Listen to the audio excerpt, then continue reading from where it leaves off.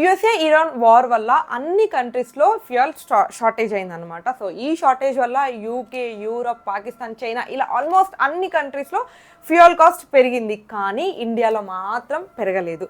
ఎందుకు పెరగలేదు? India government మన కోసం ప్రొటెక్ట్ చేస్తుందా, లేకపోతే ఇంతకన్నా బిగ్గర్ గేమ్స్ ఏమన్నా ఉన్నాయా? అందరికీ ఉన్న ఇంకా ఒక బిగ్గెస్ట్ క్వశ్చన్ ఏంటంటే, వెస్ట్ బెంగాల్, తమిళనాడు ఎలక్షన్స్ తర్వాత పెంచుతారా అని చెప్పేసి ఈ వీడియోలో ఈ పాయింట్స్ అన్ని డీటెయిల్డ్గా డిస్కస్ చేద్దాం. వీడియో ఎక్కడ స్కిప్ చేయకుండా చూడండి.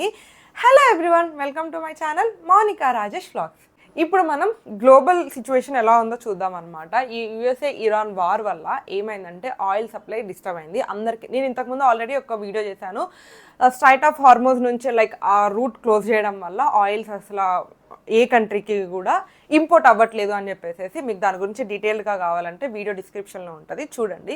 ఇప్పుడు పాయింట్ ఏంటంటే, వార్ వల్ల ఆయిల్ అనేది ఆయిల్ ఇంపోర్ట్స్ అనేవి డిస్టర్బ్ అయ్యాయి.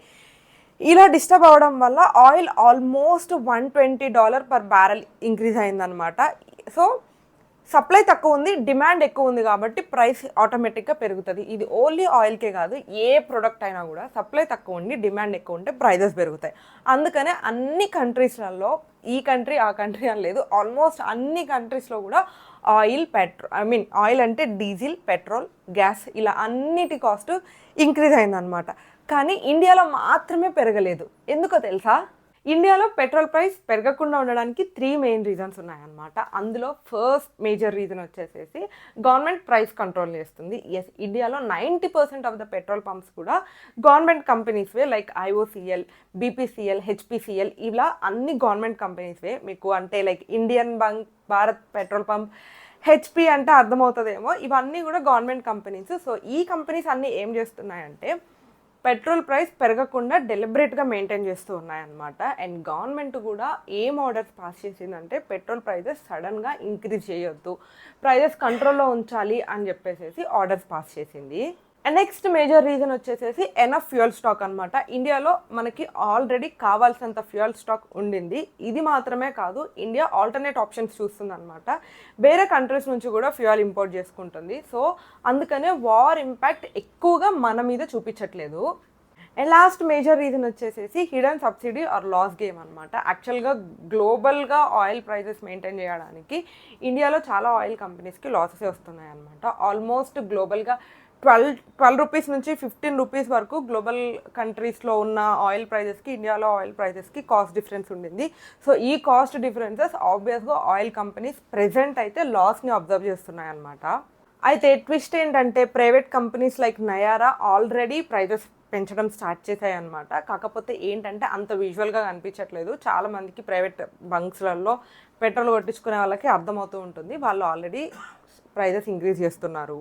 ఇప్పుడు ఎలక్షన్స్ యాంగిల్ అనమాట. మనం వీడియో ఇనిషియల్గా మాట్లాడుకుంటున్నట్టే ఇంట్రెస్టింగ్ క్వశ్చన్ అందరికీ ఉండింది ఏంటంటే, ఎలక్షన్స్ వల్లనే ప్రైస్ని కంట్రోల్ చేస్తున్నారా అని చెప్పేసి. అండ్ అపోజిషన్స్ కూడా ఏం క్లెయిమ్ చేస్తున్నాయంటే, వెస్ట్ బెంగాల్, తమిళనాడు ఇంకా చాలా మిగతా స్టేట్స్లలో కూడా upcoming and on going elections ఉన్నాయి కాబట్టి గవర్నమెంట్ పెట్రోల్ ప్రైస్ని స్టేబుల్గా ఉంచింది అని చెప్పేసి.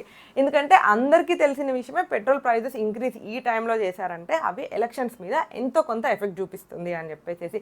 అండ్ ఫినాన్షియల్ ఎక్స్పర్ట్స్ అందరూ కూడా అదే చెప్తున్నారు. ఇప్పుడు ఎలక్షన్స్ కాబట్టి పెట్రోల్ ప్రైస్ని స్టేబుల్గా ఉంచింది. ఆఫ్టర్ ఎలక్షన్స్ ఈ కరెక్షన్స్ని గవర్నమెంట్ ఖచ్చితంగా స్టార్ట్ చేస్తుంది అని చెప్పేసి. So reality check.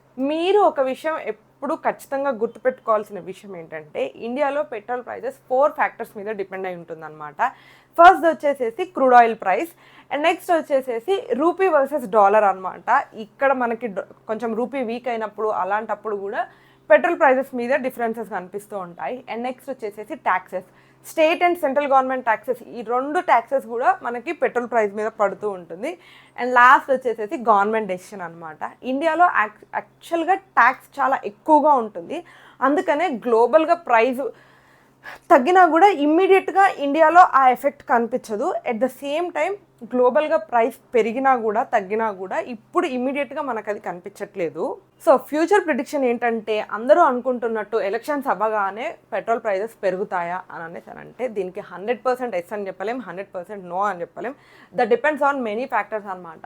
అప్పటికి ఇంకా వార్ కంటిన్యూ అవుతూనే ఉంటుందా లేదా, ఆయిల్ షార్టేజ్ ఉంటుందా లేదా, crude oil prices in case war అయిపోయినప్పటికీ కూడాను ఇప్పుడు ఇరాన్ కానీ ఏవైతే ఆయిల్ మనకి ఇంపోర్ట్ చేసే కంట్రీస్ ఉంటాయో వాటన్నిటిని ఆబ్వియస్గా వాళ్ళ నష్టం పూడ్చుకోవడానికి ఆయిల్ ప్రైజెస్ పెంచితే మనం ఏం చేయలేము. సో క్రూడ్ ఆయిల్ ప్రైజెస్ మీద కూడా డిపెండ్ అయి ఉంటుంది. అండ్ దాంతోపాటు గవర్నమెంట్ డెసిషన్స్, ఇలా మల్టిపుల్ ఫ్యాక్టర్స్ డిపెండ్ అయి ఉన్నాయన్నమాట. ఎలక్షన్స్ తర్వాత ఇది పెరుగుతుందా తగ్గుతుందా అని చెప్పేసి అప్పుడు మాత్రమే మనకు తెలుస్తుంది. సో ఫైనల్ కంక్లూజన్ ఏంటంటే వరల్డ్ వైడ్ పెట్రోల్ ప్రైస్ పెరిగింది, అది నిజమే. ఇండియాలో మాత్రం పెట్రోల్ ప్రైస్ కంట్రోల్లో ఉండింది, ఇది కూడా నిజమే. కాకపోతే దీనికి మల్టిపుల్ రీజన్స్ ఉన్నాయి. ఎలక్షన్స్, గవర్నమెంట్ స్ట్రాటజీస్ అని చెప్పేసి ఇప్పటివరకు మనం వీడియోలో మాట్లాడుకున్నట్టు ఇలా చాలా రీజన్స్ ఉన్నాయన్నమాట. అయితే పెట్రోల్ ప్రైస్ ఎలా ఉంటుంది, పెరుగుతుందా తగ్గుతుందా అని చెప్పేసి ఇది ముందు ముందు మనకు తెలుస్తుంది. సో మీరేమనుకుంటున్నారు? ఎలక్షన్స్ తర్వాత పెట్రోల్ ప్రైస్ పెరుగుతుందా తగ్గుతుందా, లేకపోతే స్టేబుల్గా మెయింటైన్ చేస్తారా? అసలు మీ ఒపీనియన్ ఏంటి కమెంట్ చేయండి. వీడియో నచ్చితే లైక్ చేయండి. అండ్ ఎవరికైనా యూజ్ అవుతుంది అని అనిపిస్తే వీడియో షేర్ చేయండి. సబ్స్క్రైబ్ చేయడం మాత్రం అస్సలు మర్చిపోవద్దు. Thank you for watching till the end.